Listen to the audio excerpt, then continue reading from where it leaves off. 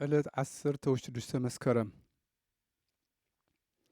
በስመ አብ ወወልድ ወመንፈስ ቅዱስ አሃዱ አምላክ። ዕለት 16 መስከረም በዛ ዕለት እዚኣ ንመቃብር ጎይታና በዓል ቅዳሴ ቤተ ክርስቲያኑ እዩ። ኣብ ቅድስቲ ሃገረ ኢየሩሳሌም ዘሎ ኾነ ኣብ ኩለን ቅዱሳት ቦታታት ንግስቲ እሌኒ ዝገለጸተን ኣብያተ ክርስቲያናት ዝተቀደሰሉ ወይ ዝተመረቀሉ መዓልቲ እዩ።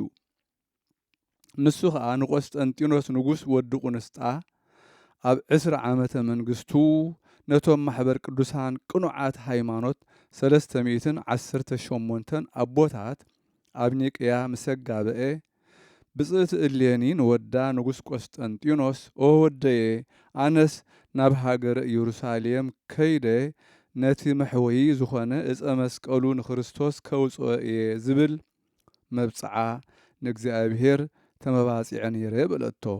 ቆስጠንጢኖስ ከዓ በዚ ዘረባ ዝተሓጎሰ እሞ ብዙሕ ገንዘብ ዘይቁፀር ክቡር ዝኾነ ኣልባስ ዲባጋት ሃባ ከምኡውን ዘሰንይዋ ብዙሓት ሰራዊት ኣዘዘላ።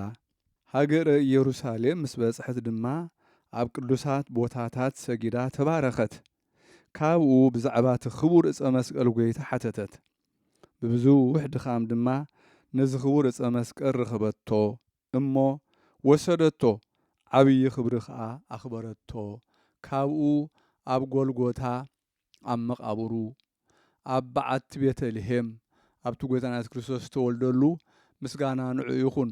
ኣብ ጽርሃ ጽዮን ኣብ ጌቴሴማኒ ኣብቲ ስጋ ቅድስቲ ድንግል ማርያም ዝተቐብረሉ ኣብ ደብረ ዘይቲ ኣብ ኩለን ቅዱሳት መኻናት መሰውኢ ማለት ኣብያተ ክርስቲያናት ክሃንጹ ኣዘዘት። ብዕንቁ ባሕርን ብወርቅን ብቡሩርን ክሽልምዎን ድማ ኣዘዘት። ኣብ ኢየሩሳሌም ድማ ኣባ መቃር ዝበሃል ኤጲስቆጶስ ነበረ። ንሱ ከዓ ንንግስቲ እሌኒ ከምዚ ክብል ኣማኸራ። ከምዚ ትብልዮ ዘለኺ ኣይትግበሪ፣ ምክንያቱ ድሕሪ ቁሩብ ዓመታት ኣህዛብ መጺኦም ኣብዚ ሃገር ክነግሱ እዮም። ነዚ ቦታ እዚ ክዕንውዎ እዮም።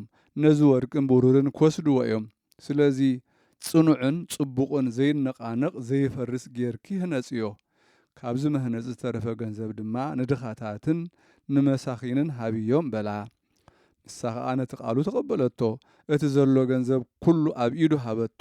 ነቶም መኳንንቲ ድማ ንኣባ መቃርስ ኤጲስቆጶስ ክእዘዙ ብዛዕባ ኣተሃናንፃ ብኩሉ ዝብሎም ክገብሩ ኣዘዘቶም። ንግስቲ እሌኒ ናብ ወዳ ቆስጠንጢኖስ ምስተመልሰት ከዓ እቲ ኣብ ኢየሩሳሌም ዝገበረቶ ኩሉ ነገረቶ እሞ ንሱ ኣጸቢቑ ተሓጐሰ። መሊሱ ድማ ካልእ ነቲ ህንፃ ዝኸውን ብዙሕ ገንዘብን መኳንንትን ለኣኸ። ንጉስ ነቶም ነደቕቲ ኾነ ነቶም ኩሎም ኣብ ህንፃ ዝሰርሑ ምሸት ምሸት ብዘይ ጉድለት ደሞዞም ክኸፍልዎም ከየሕድሩሎም ኣዘዘ። ምክንያቱ ደሞዞም እንተዘይሂቦሞም ከየሓዝኑ እሞ እግዚኣብሔር ከይቁጣዕ ኢሉ ስለ ዝፈርሀ እዩ።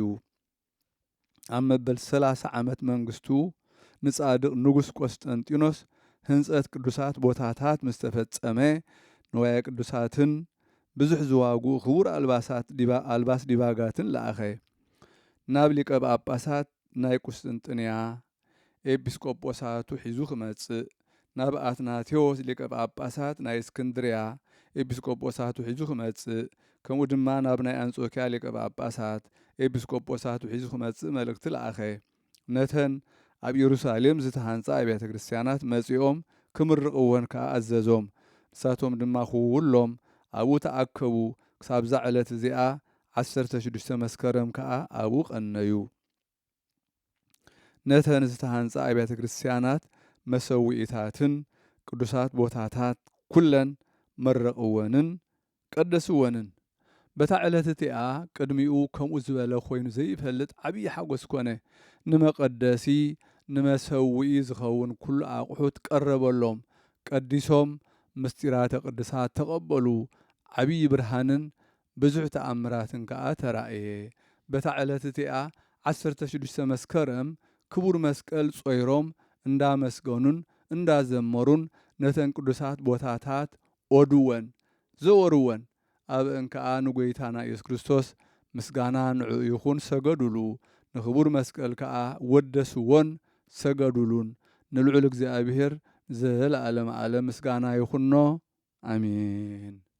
ሰላም ለኢየሩሳሌም ዘተሃንፀ መዝበራ በጥበበ ቆስጠንጢኖስ ንጉሥ ወለእልየኒ በምክራ እለነጸሩ ስርዓታ ወእለ ርእዩ ግብራ ስብሃት ይብሉ ለክርስቶስ በውስተ ደብተራ እምነ ዓለማት ዘአበየ ዋልአለ ክብራ። ሰላም ንኢየሩሳሌም ዝተሃንፀ ዑናአ መዝበራ ብጥበብ ቆስጠንጢኖስ ንጉሥ ንእልየኒ እውን ብምኽራ ዘስተውዓሉ ስርዓታ ዝረአዩውን ግብራ ምስጋና ንክርስቶስ ይብሉ ኣብ ውሽጢ መቕደስ ኣብታ ደብተራ ካብ ዓለማት ዘዕበያን ዘለዓላውን ብኽብራ።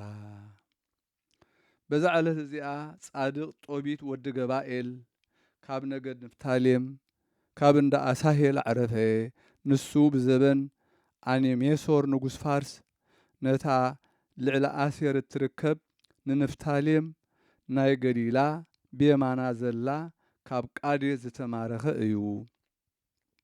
ንሱ እዚ ጦቢት ብኩሉ ዘበን ህይወቱ ብመገዲ ጽድቅን ሓቅን ዝኸይድ ዝነበረ እዩ። ነቶም ምስኡ ናብ ሃገር ፋርስ ዝተማረኹ ህዝቡ ብዙሕ ምጽዋት ይገብር ነበረ። ነገር ግን እቶም ምስኡ ዝተማረኹ ህዝቢ ንበዓል ንዶማሊ ዝበሃሉ ጣዖታት ሰውኡ። ንሱ ግና ካብ ኣምልኾት እግዚኣብሔር ፈጺሙ ነቕ ኣይበለን። ካብ እኽሉ ዕሽር ሳልሳይ ኣፍ ንድኻታት ምጽዋት ይህብ ነበረ። ናብ ነነዌ ምስ ተማረኹ እቶም ብጾቱ ኩሎም ካብቲ ብልዒ ኣሕዛብ በልዑ። ንሱ ግና ንእግዚአብሔር ብኩሉ ልቡ ይዝክሮ ስለ ዝነበረ ከይበልዕ ኢሉ ነፍሱ ይሕሉ ነበረ። ሓደ መዓልቲ ሓደ ዝተቐትለ ሬሳ ረኸበ።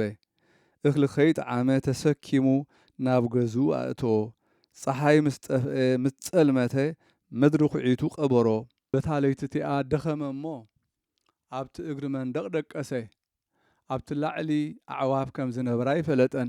ገጹ ቀሊዑ ደቂሱ ስለ ዝነበረ እተን ኣዕዋፍ ውዑይ ሓርአን ኣብ ኣዕይንቱ ሓርኣሉ። ሽዑ ካብ ኣዕይንቱ ትኪ ወፀ፣ ኣዕይንቱ ድማ ዓወራ። ናብ እግዚኣብሔር ከዓ ከምዚ ክብል ለመነ። ኦ ጐይታይ ናብ ምስኪንነተይ ጠምት፣ ሓጢኣተይ ኮነ ሓጢኣት ኣቦታተይ ኣይትዘክር። ንምርኮ ንምርሳይ ጌርካኒ ኢኻ እሞ ሕጂ ከዓ ከምቲ ንዓኻ ባህ ዝብለካ ምሳይ ግበር። ንነፍሰይ ዝቕበላ ኣዝዝ፣ ክፋኖ ናብ መሬተይ ክምለስ፣ ካብ ምንባር ሞት ይሕሸኒ በለ። በታ ዕለት እቲኣ ብዛዕባታ ሳራ ጓራጉኤል እቲ ኣስማንድዮስ እኩይ ጋኔን ዝረኸባ ንሸውዓተ ሰብኡት ኣመርዒዮማ ዝነበሩ እሞ ናብኣ ክቐርቡ ከለዉ ዝቐተሎም ባሮታ ኣቦኣ ጸሪፈናኣ ነበራ። ንሳ ካብቲ ዝምክሓላ ዝነበራ ጸርፈን ከድሕና ናብ እግዚኣብሔር ትጽልን ትበግን ነበረት። በዛ ዕለት እዚኣ ጸሎታን ጸሎት ጦቢትን ኣብ ቅድሚ መሓርን ይቕረ በሃልን ልዑል እግዚኣብሔር ተሰምዐ። ሽዑ ጦቢት ብዛዕባቲ ምስ ራጉኤል ዘቐመጦ ገንዘቡ ዘከረ። ንጦብያ ወዱ ጸዊዑ ድማ ነቲ ምስ ራጉኤል ዘቐመጥክዎ ገንዘብና ከይሞትኩ ከለኹ ክተምጽኦ ምእንቲ በዓል ውዕለት ዘካይደካ ሰብ ድለ በሎ። ጦብያ ከዓ ሰብ ክደሊ ወፀ እሞ በምሳል ዓስቢ ተመሲሉ ንቅዱስ ሩፋኤል ረኸቦ። ንሱ ከዓ ስሙ ኣዛርያ እየ ዝበሃል ኢልዎም ምስ ጦብያ ኸደ።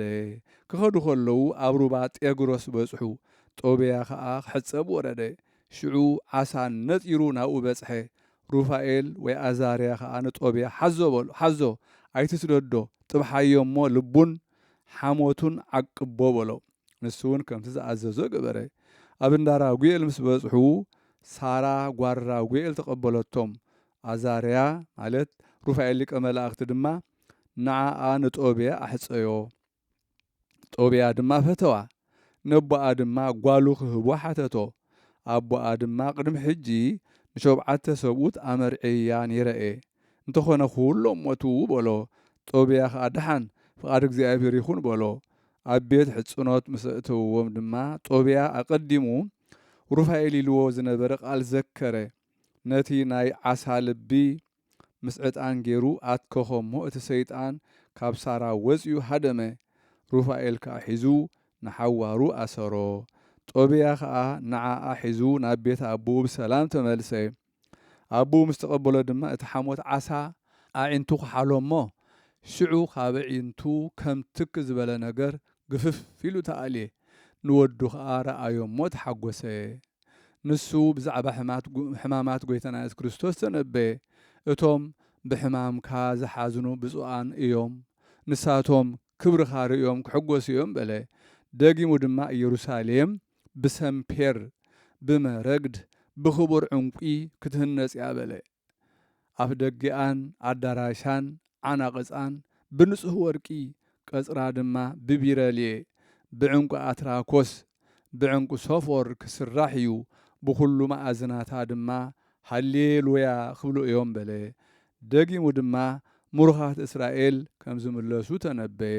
ንኢየሩሳሌም ከዓ ብጽቡቕ መንደቕ ክሃንጽዋ እዮም በለ። ንጦብያ ወዱ ከዓ ካብ ነነዌ ውፃእ ኢሉ ኣዘዞ። እቲ ነቢይ ዮናስ ኣብኣ ዝተነበዮ ብዛዕባ ምዕናዋ ከም ዝበጽሐ ስለ ዝፈለጠ እዩ። ንወዱ ከዓ ወደየ ምጽዋት ከም እተድሕንን ከም እተናግፍን ፍለጥ በሎ ከምዚ ኢሉ እናተዛረበ ነብሱ ካብ ስጋኡ ወፀት። ኣብ 158 ዓመቱ ዓረፈ። እግዚኣብሔር ብጸሎቱ ይምሓረና ንዘለዓለመ ዓለም ኣሜን። ሰላም ለጦቢት መፍቀሬ ምጽዋት ዘተብህለ እስመ ይገብር ምህረተ ወብዙሃ ሳህለ እንዘ ምስለ ህዝቡ ይሄሉ ዘምድረ ነነዌ ማእከለ እምአመረ ከበ ብእስየ ቅቱለ እንበለ ይቅብሮ እይጥም እክለ። ሰላም ንጦቢት መፍቀሪ ምጽዋት ዝተባህለ ምሕረትና ገበረ ርህራሄውን ብዝሕ ዝበለ ምስ ህዝቡ ክነብር ከሎ ኣብ ሃገር ነነዌ ዝማእከለ ክረክብ ከሎ ሰብ ዝተቐትለ ከይቀበሮ ኣይጥዕም ነበረ እኽለ። በዛ ዕለት እዚኣ መዘከርታ መርቅሳ ስምዖን፣ መርቄኖስ፣ ዖዝያኖስ፣ ሓሊ፣ ሮኒቆስ፣ ሉክያኖስ፣ ዓርማዝኖስ፣ ጴጥሮስ፣ ሓና እዩ። ከምኡውን ሕማቕ ነገር ከይዛረብ ኢሉ ኣብ ኣፉ እምኒ ዝኮለሰ ኣባ ኣጋቶን ዕረፍቱ እያ። በረኸቶም ምሳና ይኹን ዘለዓለም ዓለም ኣሜን። ሰላም ለኣባ ኣጋቶን ኣምሳለ በቀልት ዘፈረየ ክምረ ክምሪ ጽድቁ እስከ ኣሰርአየ ሰዓተ ፍዳ ወደይን ኣመ ውእቱ ሃለየ ለዘይነብብ ጽሩአ ከመቦ ስቃየ በከናፍሪሁ ማዕጾ እብን ወደየ። ሰላም ንኣባ ኣጋቶን ኣምሳል ኦም ተምሪ ዝፈረየ ኩምራ ኩምሪ ጽድቁ ክሳብ ዝተራእየ ሰዓት ፍርድን ቅጽዓትን ንሱ ምስ ሓሰበ ምስ ሓለየ ብላሽ ንዝዛረብ ከም ዘለዎ ስቃየ ኣብ ከናፍሩ ማዕጾ እምኒ ኣቐመጠ ወደየ።